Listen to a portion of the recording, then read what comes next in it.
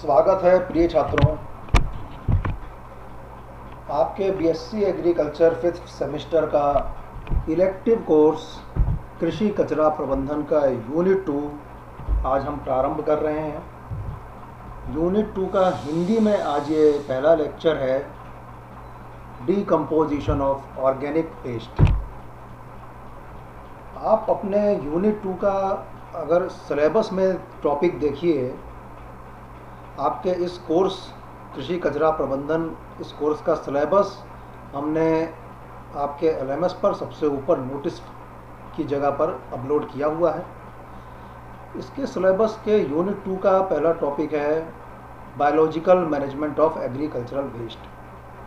तो ये जो डीकम्पोजिशन ऑफ ऑर्गेनिक वेस्ट है, यानी कार्बनिक कचरे का जो विघटन है, ये बायोलॉजिकल मैनेजमेंट यानी जैविक प्रबंधन के अंतर्गत ही आता है। आज के इस लेक्चर में जो बिंदु हम चर्चा करने वाले हैं वो बिंदु ये हैं, मीनिंग ऑफ डीकम्पोजिशन। कृषि कचरे का डीकम्पोजिशन द्वारा प्रबंधन जब हम पढ़ने जा रहे हैं, डीकम्पोजिशन प्रक्रिया पर आने से पहले हमें डीकम्पोजिशन का मतलब समझना है। तो इसलिए सबसे पहला बिंदु डीकम्पोजिशन का मतलब है। इसके बाद इस प्रक्रिया का हम एक आपको खाका बताएंगे। देखिए, ये डीकम्पोजिशन की जो प्रक्रिया है ये बहुत साधारण और आसान नहीं है, यह एक जटिल प्रक्रिया और इसमें अंदर एक पूरा चेन रिएक्शन, एक साइकिल चलती है। इसके तरह से ये होता है, तो वो साइकिल का हम खाका आपको यहाँ बताएंगे। बाकी आगे करके एक एक करके हम इसकी डीकम्पोजिशन की विघटन की प्रक्रिया विस्तार से भी पढ़ेंगे आगे के लेक्चर्स में। हमें पता है डीकम्पोजिशन करने के बाद हमारे आखिरी में क्या मिलता है। आखिरी में हमें सड़ी हुई कचरा खाद मिलती है, फार्म यार्ड मैन्योर बोलते हैं, FYM के नाम से मशहूर है। तो ये FYM के नाम से मशहूर जो हमें सड़ी हुई कचरा खाद मिलती है, इस प्रक्रिया में हमें सड़ी हुई कचरा खाद के अंदर कुछ पोषक तत्व मिलते हैं। ये पोषक तत्व कहाँ से आते हैं? यही जो कार्बनिक पदार्थों का जिसका विघटन हुआ है, डिकम्पोजिशन हुआ है, कृषि कचरा जिसका डिकम्पोजिशन हुआ है, उससे ये पोषक तत्व मिलते हैं जिनको कि हम कार्बनिक खाद खेत में इस्तेमाल करते हैं। तो उस पोषक तत्व के मिलने की प्रक्रिया को हम बोलते हैं, यानी पोषक तत्व के उपलब्ध अवस्था में आ जाने की प्रक्रिया को हम बोलते हैं मिनरलाइजेशन। और यह फिर वापस अनुपलब्ध अवस्था में बदल जाता है, उसको बोलते हैं इमोबिलाइजेशन। आवश्यकता पड़ने पर फिर ये इमोबिलाइजेशन से मोबिलाइज होकर मिनरलाइजेशन हो जाता है। इसका मतलब भी हम यहाँ इसमें लेक्चर में समझेंगे। टाइप ऑफ डीकम्पोजिशन, इसका जो डीकम्पोजिशन का प्रकार है, दो प्रकार का होता है। वो दो क्या प्रकार हैं, वो कैसे होते हैं, उसका समझेंगे। फिर इस दोनों प्रकार के, क्योंकि हम दो प्रकार बता रहे हैं, तो अकॉर्डिंग टू द टाइप मतलब हुआ हम दो प्रकार बता रहे हैं, तो दोनों प्रकार के डीकम्पोजिशन के साइकिल का जो सारांश है वो हम यहाँ आज इस लेक्चर में आपको बताएंगे। फिर दोनों प्रकार के डीकम्पोजिशन पर विस्तार से चर्चा अगले लेक्चर में होगी। तो आइए शुरुआत करते हैं डीकम्पोजिशन के मतलब से। सबसे पहले हमको डीकम्पोजिशन का मतलब समझना है। Biological process of waste management, कचरा प्रबंधन का जैविक प्रक्रिया, ये जो आपके यूनिट 2 का पहला लेक्चर है, यूनिट 2 का पहला टॉपिक है। डीकम्पोजिशन इसी कचरा प्रबंधन की जैविक प्रक्रिया का एक भाग है, उसका एक हिस्सा है। डीकम्पोजिशन का मतलब होता है break down of dead plants and animal materials. मरे हुए पौधे और मरे हुए जीव का जो भाग है उसका विघटन होना, और उसके विघटन के माध्यम से या उसके विघटन के द्वारा अंत में अकार्बनिक पोषक तत्वों का उपलब्ध होना, ये डीकम्पोजिशन कहलाता है। ये जो मरे हुए पौधे और मरे हुए जानवर का जो भाग है, यह कार्बनिक भाग है, यह कार्बनिक कचरा है। इसका विघटन सूक्ष्म जीवों द्वारा होता है। उसके विघटन से हमको कार्बनिक से वापस अकार्बनिक पोषक तत्व वापस मिट्टी में मिल जाते हैं। ये डीकम्पोजिशन का सीधा सा मतलब है। डीकम्पोजिशन क्यों महत्वपूर्ण है? क्योंकि इससे पोषक तत्व उपलब्ध हो जाते हैं। वह पोषक तत्व जो tied up in dead organic material, जो मरे हुए कार्बनिक अवशेषों के साथ बंधे हुए हैं, क्योंकि वो जटिल अवस्था में है और जटिल अवस्था में वो मरे हुए कार्बनिक अवशेष के साथ बंधे हैं, वो सीधे उपलब्ध होते नहीं हैं, तो वो डीकम्पोजिशन प्रक्रिया द्वारा उपलब्ध होते हैं और ये हमारे मिट्टी को वापस मिल जाते हैं। अभी देखिए, जो मरे हुए पौधे के भाग में कार्बनिक तत्व हैं, जो अकार्बनिक तत्व, वो पौधे में आए कहाँ से? मरे हुए पौधे के भाग में जो कार्बनिक तत्व हैं वो पौधों में मिट्टी से ही आए हैं। पौधा मिट्टी में जब हम उगाते हैं तो मिट्टी से पौधा इन पोषक तत्वों को ग्रहण करता है। अगर हमने अपना खाद्य प्रबंधन कोर्स पढ़ा है, फर्टिलाइज़र मैनेजमेंट, तो हमने उसमें पढ़ा है कि कौन कौन से पोषक तत्व किस अवस्था में पौधों को मिलते हैं। जैसे नाइट्रोजन नाइट्रेट की अवस्था में मिलता है, फॉस्फोरस फॉस्फेट की अवस्था में मिलता है, नाइट्रोजन नाइट्रेट के अलावा अमोनियल अवस्था में भी पौधों को मिलता है। तो ये पौधे मिट्टी से जो पोषक तत्व ग्रहण करते हैं वो सभी बहुत ही सरल आयनिक अकार्बनिक अवस्था में ग्रहण करते हैं। फिर पौधे अपनी उपापचय क्रिया द्वारा, मेटाबॉलिज्म के द्वारा इन अकार्बनिक पोषक तत्वों को कार्बनिक पोषक तत्वों में बदल के या कार्बनिक अवस्था में बदल के अपने साथ बांध के रखते हैं। तो ये जब पौधे मर जाते हैं, जीव मर जाते हैं, तो ये तो अकार्बनिक अवस्था में पोषक तत्व हैं, ये मिट्टी को वापस मिल नहीं पा रहे हैं। तो सूक्ष्म जीवों द्वारा इन मरे हुए कार्बनिक पदार्थों का विघटन करके पोषक तत्वों को अकार्बनिक अवस्था में परिवर्तित करके वापस मिट्टी को लौटा दिया जाता है। यह इसका एक बहुत बड़ा महत्व है। डीकम्पोजिशन, बायोलॉजिकल ब्रेकडाउन, जैविक विघटन है। ये हमने क्यों बोला? क्योंकि हम आपको बता रहे हैं, शुरू से बता रहे हैं कि यह मिट्टी में मौजूद सूक्ष्म जीवों द्वारा किया जाता है।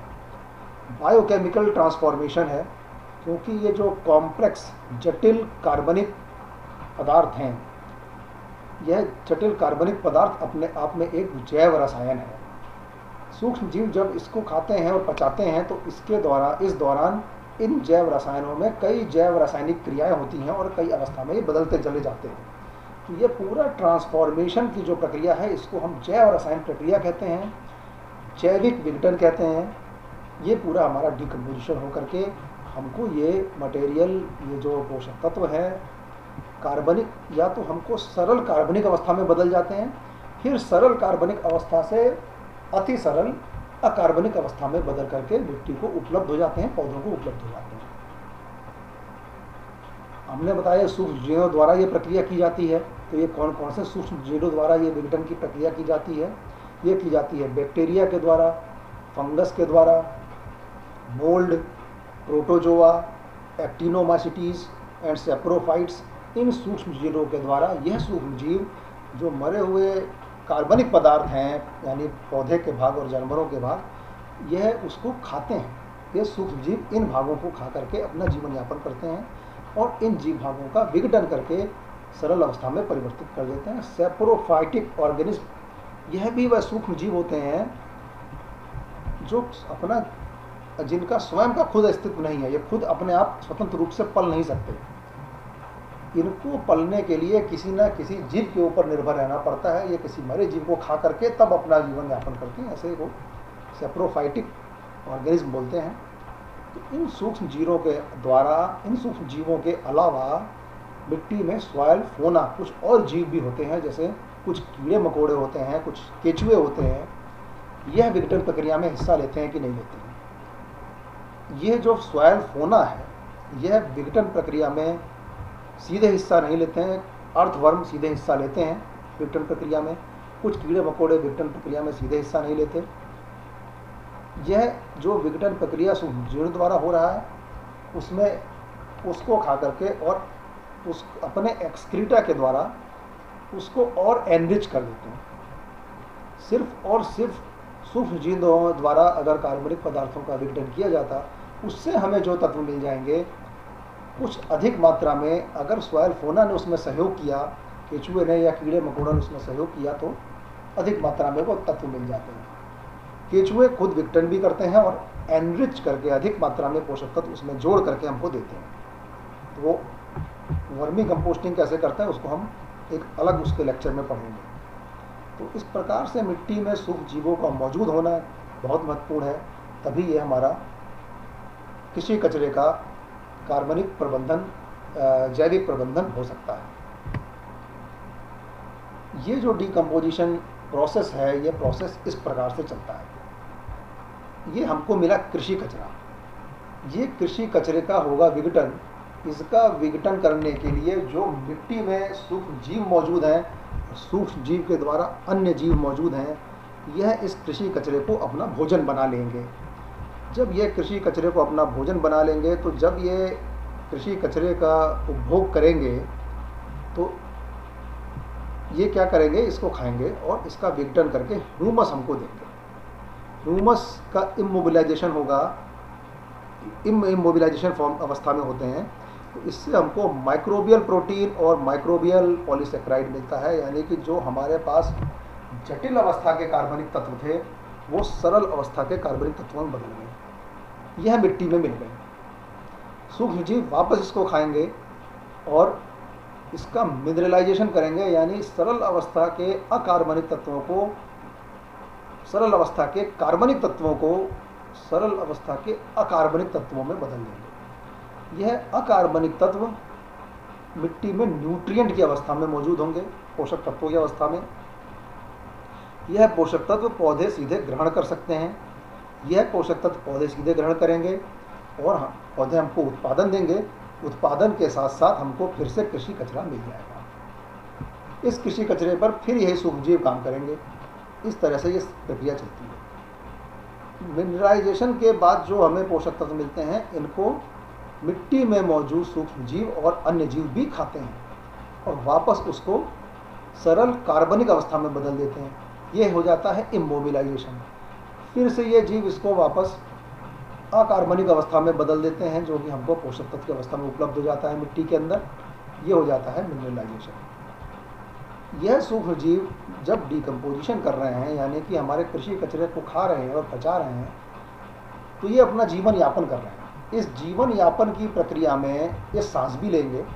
सांस लेने के लिए ये वातावरण से ऑक्सीजन लेते हैं और जो कृषि कचरा खाया उसको पचा करके ऑक्सीजन को लेकर सांस ले करके वातावरण में कार्बन डाइऑक्साइड और पानी मिलता है। पानी मिट्टी में चला जाता है, कार्बन डाइऑक्साइड हवा में, यह कार्बन डाइऑक्साइड फिर से पौधे ग्रहण कर लेते हैं। तो इस तरह से ये साइकिल चलती है। तो ये हवा की उपस्थिति में अगर डिकम्पोजिशन होता है तो उसका ये प्रक्रिया है। यह जनरल प्रक्रिया डिकम्पोजिशन का लेआउट, ये खाका हमने आपको इसलिए दिखाया क्योंकि मिट्टी के अंदर जब हम कृषि कचरा का इस्तेमाल करते हैं, हमने आपको पिछले लेक्चर में बताया था कि कृषि कचरे का अगर समुचित प्रबंधन नहीं किया जाता है, जो क्रॉप रेजिड्यू, कृषि कचरे का वो भाग जिसे हम फसल अवशेष बोलते हैं, उसका अगर समुचित प्रबंधन नहीं किया जाता तो जला दिया जाता है। दूसरा हमने आपको बताया था ऑन फार्म मैनेजमेंट, जिसमें हमने आपको बताया था कि वह कृषि कचरा ट्रैक्टर के मशीनों के द्वारा, ट्रैक्टर चलित मशीनों द्वारा मिट्टी में ही दबा दिया जाता है और वो मिट्टी के अंदर डिकम्पोज हो जाता है। तो वहाँ पर फिर यही प्रक्रिया चलती है जो ये साइकिल हमने आपको बताई है। वहाँ मिट्टी के अंदर हम जब खोद करके उसको दबाते हैं, सवाल मिट्टी भुरभुरी हो जाती है, तो उसके अंदर ऑक्सीजन भी मौजूद होती है। तो वहाँ पे यही प्रक्रिया चलती है। लेकिन जो कृषि कचरा सड़क के किनारे कहीं फेंक दिया जाता है, बेसिकली जो गीला कचरा है जो जलाने योग्य नहीं, वो फेंक दिया जाता है ओपन यार्ड डंपिंग।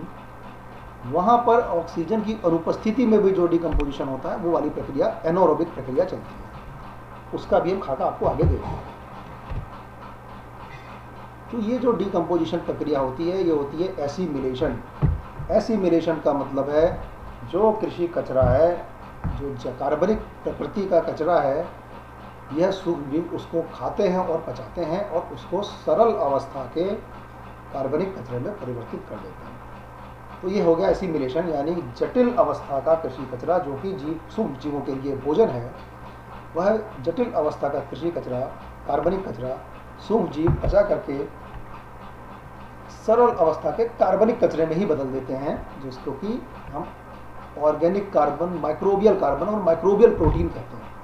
तो अब यहाँ मैं आपको बताऊंगा कि एक जटिल कचरा और जटिल कार्बनिक कचरा और सरल कार्बनिक कचरा ये क्या है। जो पौधों के अंदर कार्बनिक कचरा मौजूद है, मैंने आपको बताया था पिछले लेक्चर में, आप ध्यान दीजिए। कृषि कचरे की प्रकृति क्या है, ये तो कृषि कचरे के या उसके अंदर कौन कौन से तत्व मौजूद हैं, तो हमने आपको बताया था सेलुलोज, हेमीसेलुलोज और लिग्निन मौजूद है और प्रोटीन मौजूद है। सेलुलोज, हेमीसेलुलोज, लिग्निन ये हायर ग्रेड का कार्बोहाइड्रेट यानी कि पॉलीसेक्राइड लेवल का कार्बोहाइड्रेट है। कार्बोहाइड्रेट में 3 प्रकार है, मोनोसेक्राइड, डाइसेक्राइड, पॉलीसेक्राइड। तो पॉलीसेक्राइड हायर लेवल का कार्बोहाइड्रेट यह कृषि कचरे में मौजूद है। तो यह जटिल कचरा पॉलीसेक्राइड मोनोसेक्राइड यानी सरल माइक्रोबियल कार्बन में परिवर्तित हो गया। तो कार्बनिक मटेरियल अभी भी कार्बनिक मटेरियल में ही है। कार्बनिक प्रोटीन किससे बना है मिलके? एमिनो एसिड से मिलकर बना है। एमिनो एसिड किससे बना है? नाइट्रोजन से बना है।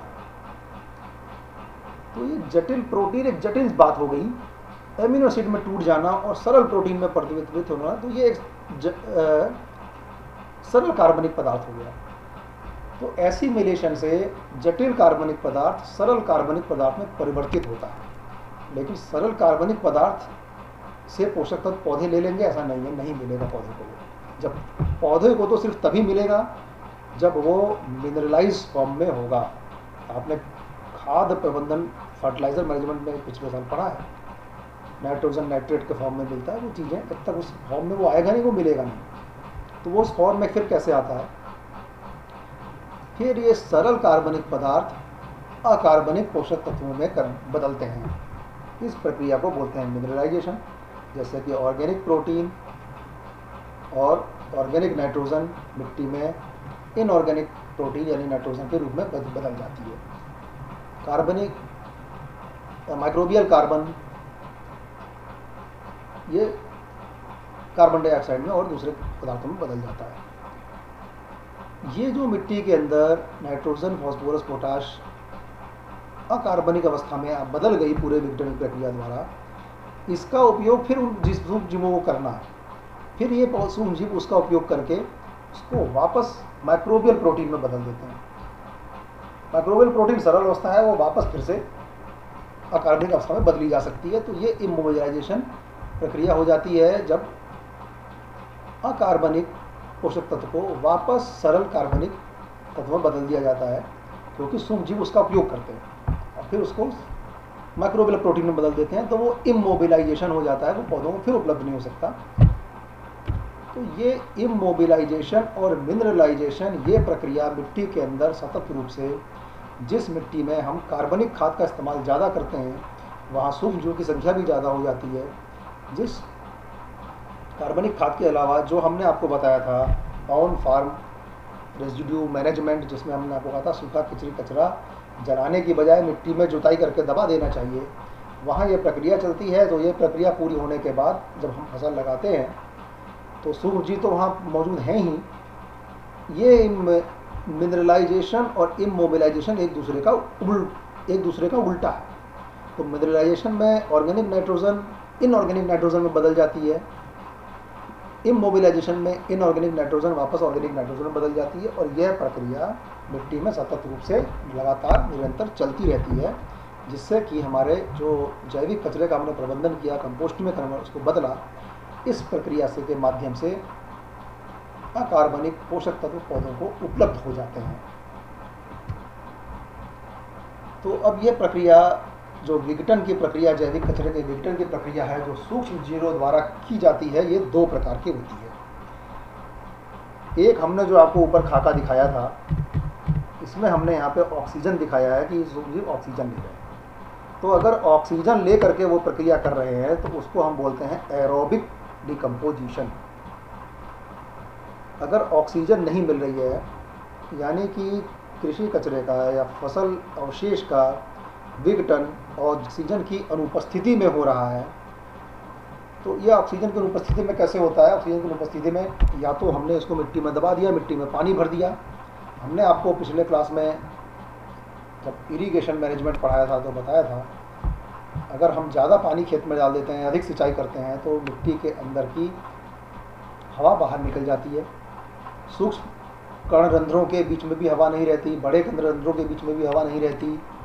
मिट्टी पूरी तरह से, मिट्टी के सभी कण रंध्र पानी से भर जाते हैं और सब उसमें से अंदर से हवा निकल जाती है। तो अगर हमने कृषि कचरे को मिट्टी के नीचे दबा दिया और खेत में पानी भर दिया, तो हवा तो निकल गई मिट्टी से अंदर से बाहर। अब वहाँ पे जो सूक्ष्म जीव काम करेंगे वो ऑक्सीजन की अनुपस्थिति में काम करेंगे। अगर वो सूक्ष्म जीव ऑक्सीजन की अनुपस्थिति में काम करते हैं तो ये एनारोबिक डिकम्पोजिशन होता है। तो एरोबिक डिकम्पोजिशन और एनारोबिक डिकम्पोजिशन दोनों का सीधा सा मतलब है हवा की उपस्थिति। हवा मतलब ऑक्सीजन, तो ऑक्सीजन या हवा की उपस्थिति में डिकम्पोजिशन एरोबिक डिकम्पोजिशन होता है। हवा की अनुपस्थिति में कार्बनिक कचरे का विघटन एनारोबिक डिकम्पोजिशन होता है। डिकम्पोजिशन किसके द्वारा किया जाता है? सूक्ष्म जीवों के द्वारा किया जाता है। मिट्टी में मौजूद सूक्ष्म जीव कार्बनिक कचरे का डिकम्पोजिशन करते हैं। अब अगर वो ऑक्सीजन ले रहे हैं, तो हमने आपको बताया वो श्वास ले रहे हैं बेसिकली। वो कार्बनिक कचरे को खा रहे हैं अपना जीवन यापन करने के लिए। जब वो सांस ले रहे हैं तो वातावरण से ऑक्सीजन ले रहे हैं, तो जाहिर है कार्बन डाइऑक्साइड छोड़ेंगे। इसलिए इस प्रक्रिया को रेस्पिरेशन कहते हैं। तो एरोबिक डिकम्पोजिशन को रेस्पिरेशन यानी श्वास लेना भी कहा जाता है। एनारोबिक डिकम्पोजिशन इस प्रक्रिया को फर्मेंटेशन कहते हैं, सड़ना कहते हैं। फर्मेंटेशन के समय चूंकि वातावरण में ऑक्सीजन नहीं है, तो जो सूक्ष्म जीव काम कर रहे हैं वो कृषि कचरे के मौजूद तत्व को ही खा करके पचा रहे हैं। उनको वातावरण से ऑक्सीजन नहीं मिल रही है, तो वो उसी तत्व से जो ऑक्सीजन कार्बन डाइऑक्साइड हाइड्रोजन ले रहे हैं, उसी से वो कृषि कचरे से जो कार्बन हाइड्रोजन और ऑक्सीजन ले रहे हैं उसी को खा पचा रहे हैं, उसी से अपनी ऊर्जा की पूर्ति भी कर रहे हैं। तो वो कार्बन डाइऑक्साइड छोड़ते हैं कम मात्रा में। चूंकि कार्बन और हाइड्रोजन भी मौजूद है कृषि कचरे में, कार्बन हाइड्रोजन और ऑक्सीजन मौजूद है, तो कार्बन डाइऑक्साइड कम मात्रा में छोड़ते हैं। हाइड्रोजन भी मौजूद है, कार्बन अधिक मात्रा में मौजूद है। तो कार्बन और हाइड्रोजन मिलकर क्या बनता है? मीथेन। तो वो मीथेन हवा में छोड़ते हैं। कुछ हाइड्रोजन सल्फाइड भी छोड़ते हैं। तो ये एनारोबिक डिकम्पोजिशन को इसलिए सड़ना फर्मेंटेशन कहा जाता है, और एरोबिक डिकम्पोजिशन को श्वास लेना रेस्पिरेशन कहा जाता है। इसमें जो जो बैक्टीरिया या जो जो सूक्ष्मजीव काम करते हैं उनकी जो प्रकृति है ये एसिडोजेनिक प्रकृति का होता है, जो हवा की उपस्थिति में और अनुपस्थिति में दोनों समय काम करता है। ये क्या करते हैं? ये इन सूक्ष्म जीवों, ये जो सूक्ष्म जीव हैं एसिडोजेनिक प्रकृति के, ये कृषि कचरे में मौजूद कार्बनिक पदार्थ को एसिड में, अम्ल में बदल देते हैं। एसिटिक एसिड, कार्बन डाइऑक्साइड और ऑक्सीजन। मीथेनोजेनिक कृषि कचरे में मौजूद कार्बन हाइड्रोजन ऑक्सीजन को मीथेन में बदल देते हैं। तो इसलिए वहाँ मौजूद, चूंकि हवा नहीं मौजूद है, इसलिए कार्बन डाइऑक्साइड अधिक मात्रा में नहीं बन सकती, कम मात्रा में तो बनती है, अधिक मात्रा में फिर वहाँ मीथेन बन जाती है। तो ऐसे सूक्ष्म जीव जो मीथेन का निर्माण करते हैं उनको मीथेनोजेनिक ऑर्गेनिज्म कहते हैं। तो वो मीथेनोजेनिक प्रोसेस हो जाता है। तो ये दो प्रकार के जो हमने आपको बताए विघटन, दो प्रकार के होते हैं। एक ऑक्सीजन की उपस्थिति में एरोबिक विघटन, एक ऑक्सीजन की अनुपस्थिति में एनारोबिक विघटन। ये एनारोबिक विघटन इसको बोलते हैं डाइजेस्टेट। जब हमको लास्ट में जो प्रोडक्ट मिलता है, चूँकि जो कार्बनिक कचरा था उसका पाचन हवा की अनुपस्थिति में सूक्ष्म जीवों ने कर लिया है, तो बाद में हमको लास्ट में मिला डाइजेस्टेट। ये एक बहुत अच्छा जैविक खाद के रूप में प्रयोग किया जा सकता है। कार्बनिक खाद के रूप में प्रयोग, जैविक खाद नहीं, कार्बनिक खाद के रूप में प्रयोग किया जा सकता है। तो ये प्रक्रिया कैसे होती है? कार्बनिक कचरे के ऊपर हवा की अनुपस्थिति में सूक्ष्म जीव उसके पाचन का काम करता है, तो उससे बायोगैस बनती है, जिसमें मुख्य रूप से मीथेन रहता है और कम मात्रा में कार्बन डाइऑक्साइड और कुछ मात्रा में हाइड्रोजन सल्फाइड भी रहता है। अगर हवा मौजूद है तो फिर दूसरे प्रकार के सूक्ष्म जीव काम करेंगे, वो कंपोस्टिंग करते हैं, और उससे हमको जो बाद में मिलता है वो कंपोस्ट मिलता है। कंपोस्ट भी एक अच्छी प्रकार का जैविक खाद है। फिर मैंने जैविक बोला, कार्बनिक खाद है। जैविक खाद देखिए उन्हें बोलते हैं जहाँ पे सूक्ष्म जीव खाद का काम कर रहे हैं, जैसे एजेटोबैक्टर, एजोस्पिरिलम, राइजोबियम। जैविक खाद मतलब जब सूक्ष्म जीव ही खुद खाद का काम करते हैं। इसको बोलते हैं कार्बनिक खाद, क्योंकि कार्बनिक पदार्थों से तैयार हुई खाद ये है, तो इसको बोलते हैं कार्बनिक खाद। ऑर्गेनिक मैटर कार्बनिक पदार्थों को हवा के साथ इसकी कंपोस्टिंग करके सूक्ष्म जीव कार्बन डाइऑक्साइड हवा में छोड़ते हैं। कुछ हवा तापमान भी हवा का आसपास की हवा का बढ़ता है और पानी मिट्टी में चला जाता है, इससे जो निकलता है, और हमको लास्ट में कंपोस्ट मिलता है। तो ये दोनों प्रकार की प्रक्रिया, एक हवा की उपस्थिति में एरोबिक प्रक्रिया और एक हवा की अनुपस्थिति में एनएरोबिक प्रक्रिया, इसका विस्तार से ये प्रक्रिया कैसे होती है इसको हमें अगले लेक्चर में पढ़ना है। तो आज के लेक्चर में हमने क्या सीखा? आज के लेक्चर में हमने सीखा कि जो हमारे पास कार्बनिक प्रकृति का कृषि कचरा, मुख्य रूप से फसल अवशेष मौजूद है, उसका दो प्रकार से विघटन हो सकता है, एक हवा की उपस्थिति में, एक हवा की अनुपस्थिति में। तो ये दो प्रकार से विघटन, दोनों के फायदे, दोनों को नुकसान, दोनों से हमको जो मिला उसका क्या गुण है, इसका विस्तार हम अगले लेक्चर में, अगले कोर्स में, इसी कोर्स के अगले लेक्चर में हम करेंगे। इसको समझने के लिए, अधिक समझने के लिए आपके पास ये दो, एक लिटरेचर यहाँ पे मौजूद, एक चैप्टर है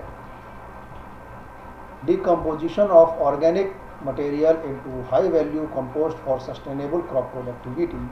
ये चैप्टर इस किताब में है, जिस किताब का नाम है bio composting oil palm waste for improvement of soil fertility. इस किताब के अंदर ये चैप्टर 12 है, स्प्रिंगर इंटरनेशनल पब्लिकेशन की ये किताब है। यहाँ पर आप इस चैप्टर को, इस पाठ को पढ़ करके आप डिकम्पोस्टिंग को और अच्छे से समझ सकते हैं। धन्यवाद।